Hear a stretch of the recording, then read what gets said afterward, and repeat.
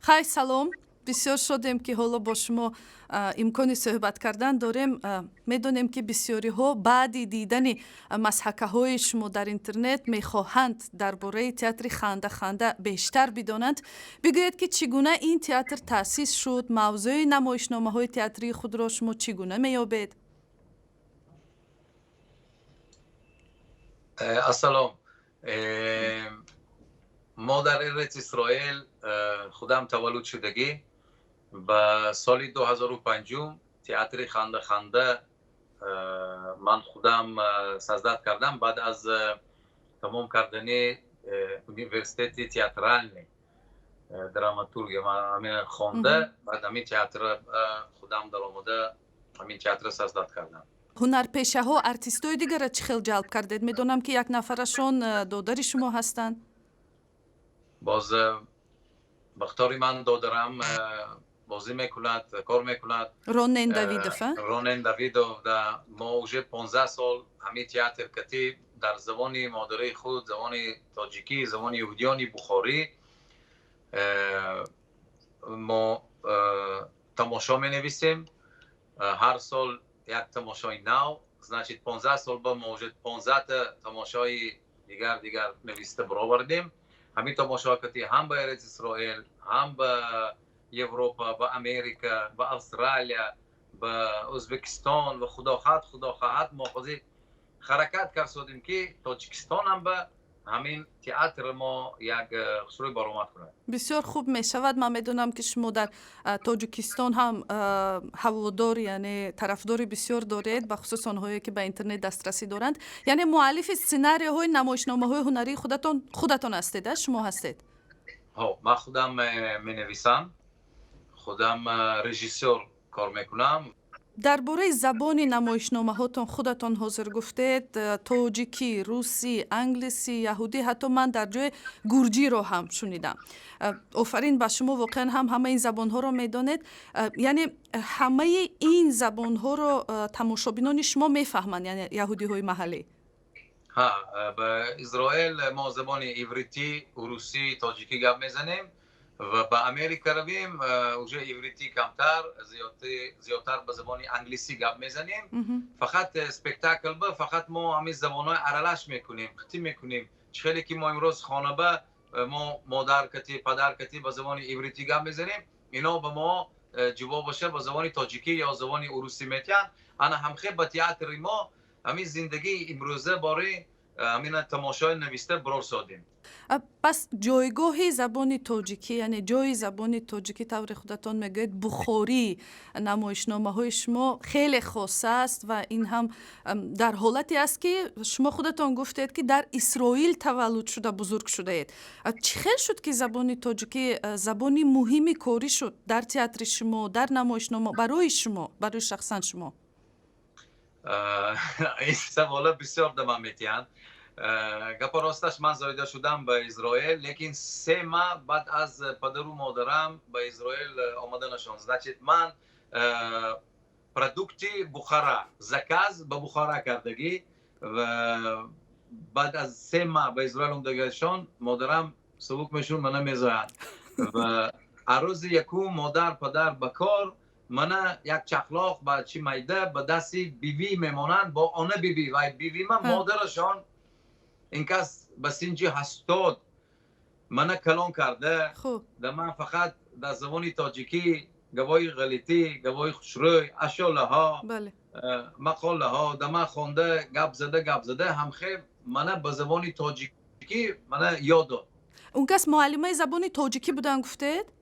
بی ما زبان تاجیکی معلمشان به شهر بخارا 36 سال زیاد این کس به زبان تاجیکی معلمی کرده گذشتگی، لیکن با من از مادرشان زبان تاجیکی یاد گرفتگی، هم از مادرشان هم از خودشان. خوب، یعنی می شود گفت که مثل شما بسیار یهودی های بخاری که از تاجیکستان و ازبکستان سوویتی به اسرائیل و امریکا هجرت کردند رفتند با همین زبان در خانه صحبت ادامه می دهند.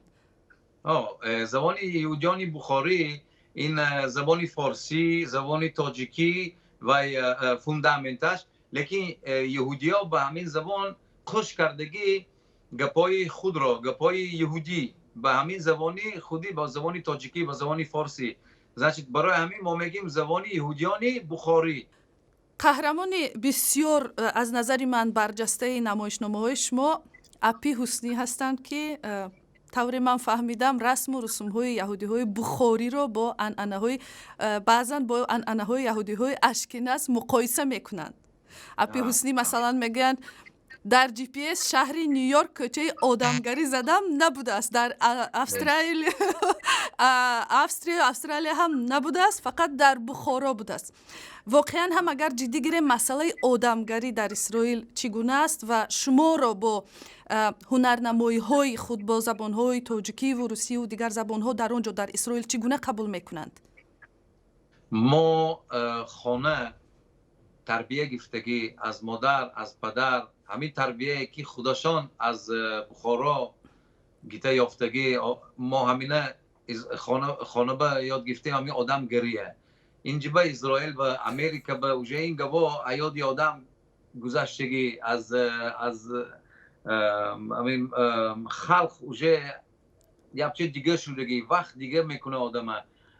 همین اینترنت رو آمدگی امروز دری همسایه قلف وقتای اول به دری همسایه یله بود، میدر آمدیم پیش همدیگر، همه یک تن و یک جان بودیم.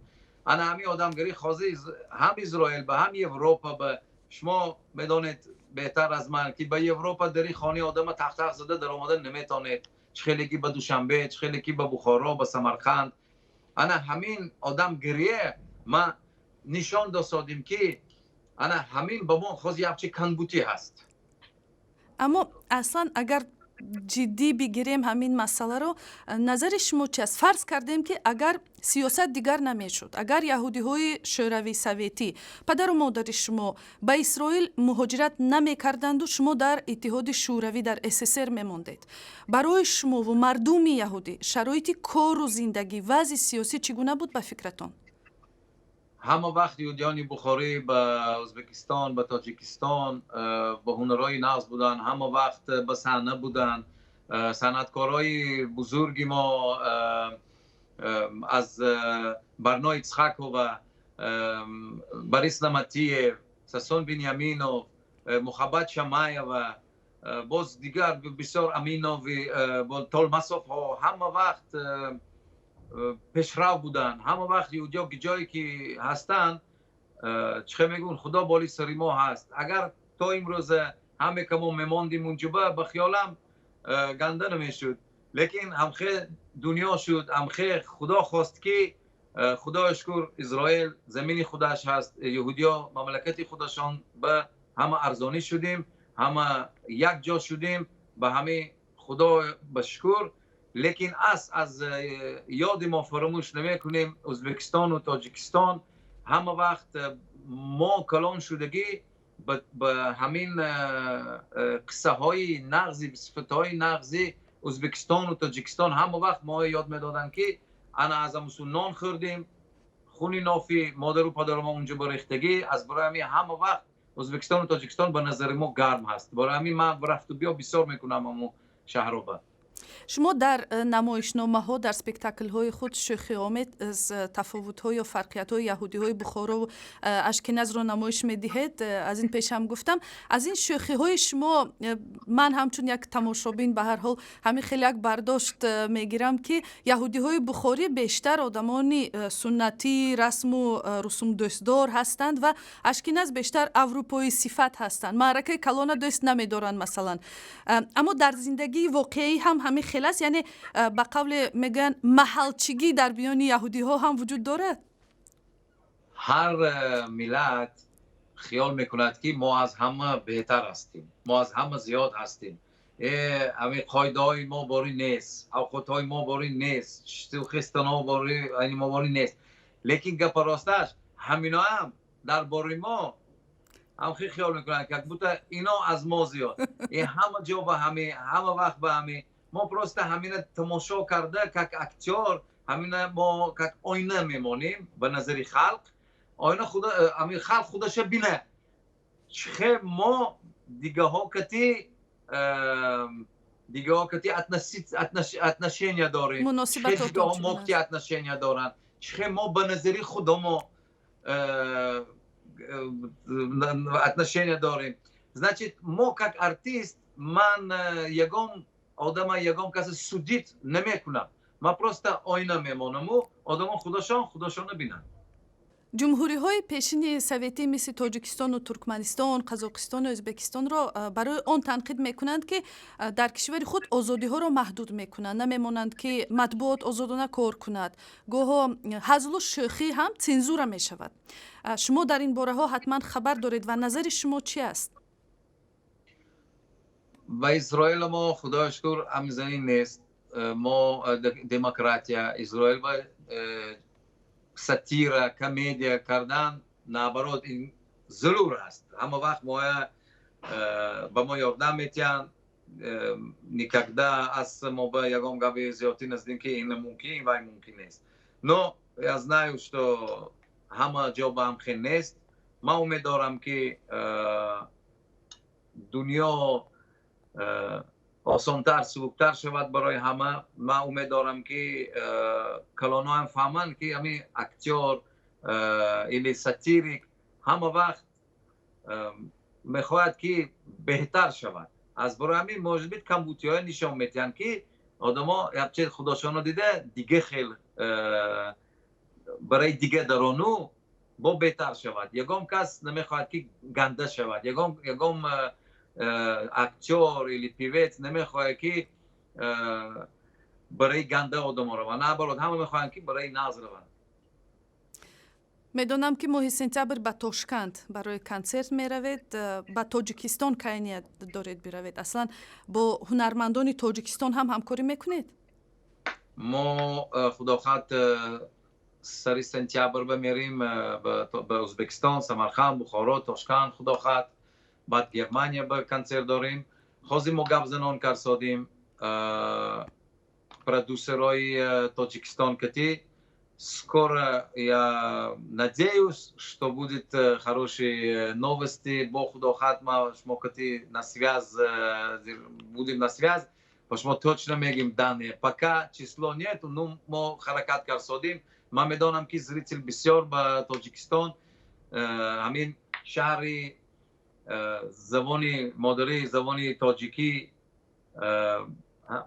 با ما همین ضرور آمده همون شهر به تماشای خودمای مانده نشان دیم. بسیار خوب می شود و حاضر شما امکانیت دارید که با تماشابینان خود با هواداران خود در تاجیکستان مراجعت کنید. چی می خواهید بگویید با تاجیکستانی ها؟ من میخوام گویم که ما همه وقت اکه اوکه هستیم. ما یک تن و یک جان همه وقت باشیم. جایی که باشتون ساق و سلامت باشتون. من недавно تاجیکستان رفته آمدم як турист. تماشا کردیم. باری اول رفته؟ باری اول ها. جدا هم معقول شد با من. تاجیکستان جدا هم خوش روی. در دوشنبه بوده ده؟ در دوشنبه جدا هم خوش روی. جدا معقول شد. راهش خوش روی. شهرش آباد. با این زیاد شود. آباد شود. تشکر به شما. خالد давидов ҳунарпеша ва режиссёр, муассиси театри масакавии ханда ханда дар Исроил. رحمت سلامت باشه.